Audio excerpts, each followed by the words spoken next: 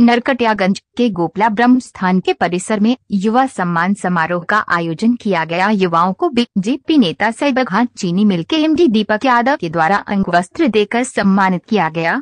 इस मौके पर सभी कार्यकर्ता पूरे जोश उमंग के साथ जय श्री राम वो हर हर महादेव के नारे लगाकर अपनी एकता का परिचय दिए।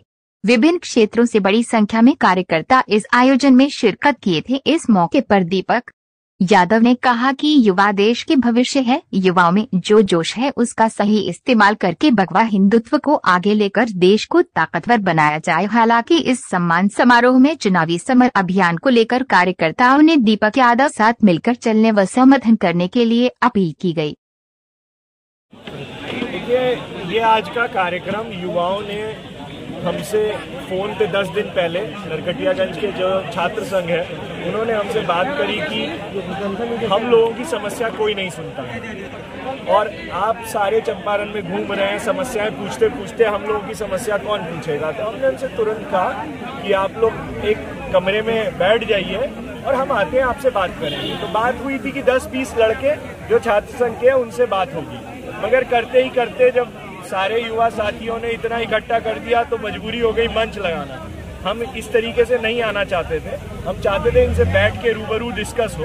तो आगे कभी समय मिलेगा डिस्कस करेंगे, मगर इनकी मुख्य डिमांड है यूथ कमीशन की एक यूथ के लिए सरकार से उनकी समस्याएं पर्टिकुलरली जो नौजवान साथियों की होती है उसके ऊपर सरकार से डिस्कस करने के लिए कमीशन बना जाए।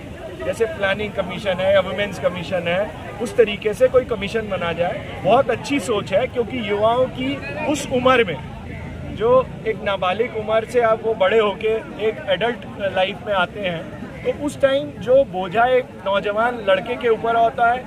और हिंदुस्तान तो विश्व का सबसे यंग प्रदेश है, क्योंकि जो एवरेज एज हिंदुस्तान में है इतनी यंग एज कहीं भी नहीं है। सब लोग 30 साल से उम्र की एवरेज एज है। तो इनके लिए ये कमीशन टाइप बनना इनकी सही डिमांड है और जहां तक मेरे से हो पाएगा मैं इस बात को ऊपर रखूंगा। तो ये इनकी मुख्य चर्चा ये भी है कि आज जो युवा सम्मान हुआ है कि 2024 के चुनाव का इशारा तो नहीं। देखिए, मैं भारतीय जनता पार्टी का प्रदेश कार्य समिति का सदस्य हूँ, तो हमारी तो पार्टी बुगुल बचा चुकी है 2024 के चुनाव का, इसमें कोई दोहराए वाली बात नहीं है। और मैं एक छोटा सा कार्यकर्ता हूं पार्टी का, जहां भी जाऊंगा अपनी पार्टी का धर्म निभाऊंगा, पार्टी को मजबूत करूंगा। और इसमें कहने में मुझे कोई शर्म नहीं आती कि भारतीय जनता पार्टी हमारे प्रदेश की, हमारे देश की और इस प्रदेश की भी सबसे ताकतवर पार्टी है। और उसकी जो उपलब्धियां हैं वो ले जा के मुझे लोगों तक ले जानी है और उसको जनता तक पहुंचा के लिए 2024 के लिए अपनी पार्टी को मजबूत करने के लिए समर्थन मांगना है। इसमें क्या दिक्कत है? मगर क्या पार्टी निर्णय लेगी, क्या होगा, ये तो पार्टी के ऊपर है। हम तो पार्टी को मजबूत करने के लिए सब लोग लगेंगे और प्रभु के इस प्रांगण में आके हमें मौका मिला, इससे बढ़िया क्या चीज है। Thank you. कि कोई भी आप में से बच्चा, कोई भी यूथ, कोई भी लड़का जब आगे बढ़ेगा ना तो आप ही के चारों तरफ आप ये भी नहीं जान पाएंगे कि विरोध कहां से होगा। जब आप आगे जीवन में बढ़ेंगे तो विरोध तो होना ही होना है। जब हमारे नरेंद्र मोदी जी 2014 में प्रधानमंत्री के कैंडिडेट चुने गए, उससे पहले 2009 में भी वो प्रधानमंत्री के कैंडिडेट की कॉन्टेस्ट में थे, मगर किसी कारणवश विरोध होने के कारण उनका वो 2009 में प्रधानमंत्री के कैंडिडेट की इसमें नहीं आ पाया। विद इन पार्टी विरोध हुआ, मगर इतिहास को जानते हुए आज हम भविष्य में देख रहे हैं कि आज तक मैं खुले मन से कहना चाहता हूं कि भारत की धरती पे ऐसा प्रधानमंत्री नहीं हुआ जैसा नरेंद्र मोदी हुआ। तो विरोध को जो आदमी बढ़ेगा इसका होना ही है, और विरोध नहीं है तो ये समझ लीजिए आपके कर्मों में कुछ ना कुछ कमी रह गई।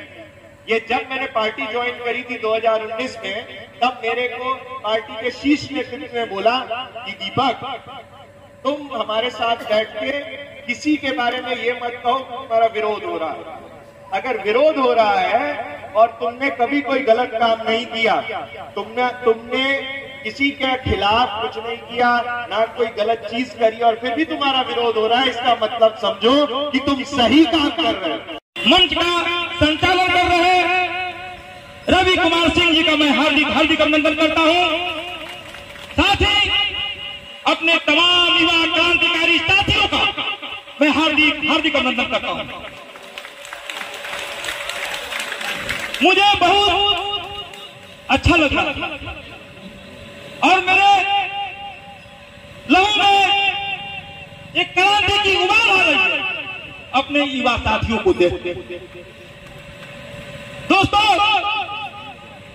युवा देश के भविष्य है और राष्ट्र के वीर है और देश के निर्माता।